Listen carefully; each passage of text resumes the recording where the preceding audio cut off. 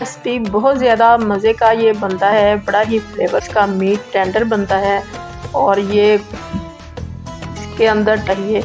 और ये पुलाव जो है ये सभी बहुत शौक से खाते हैं। तो हमने लिया है वो रेसिपी के अंदर चर्बी वाला गोश्त ही अच्छा लगता है, मज़े का लगता है। अब इसके अंदर हमने इतना पानी डाल दिया है कि ये गोश्त जो है ये जल्दी से आसानी से गल जाएगा। तो फिर इसी तरह से बना लें। तो हम कर दिया है और इसको हम कवर करके रख देंगे बिल्कुल स्लो फ्लेम की। साइड पे हमने केटल के अंदर हमारा जो मीट है वो अच्छा है। वाइट चने 1 कप डाल देने हैं, काले चने और मर्जी के हिसाब से डाल सकते हैं, अपनी क्वांटिटी के हिसाब से काट लिया है। और ये है हमने 1.5 कप ली। ये बहुत ही ज़्यादा आ जाए और इनका फ्लेवर गोश्त के अंदर भिगो के रखे हुए हैं, बहुत अच्छे से सोक हो चुके हैं।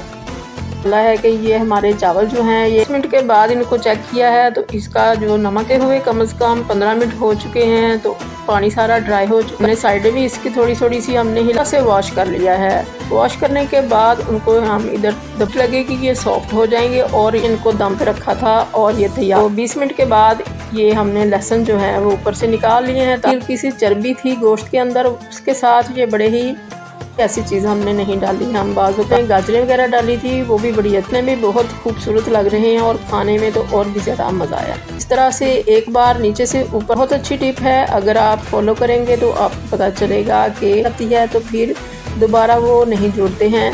चाहे उन सर्व करें वो बहुत खिले खिले ही। आपको ये रेसिपी बहुत ज़्यादा पसंद आए और आपकी बहुत अच्छी बने।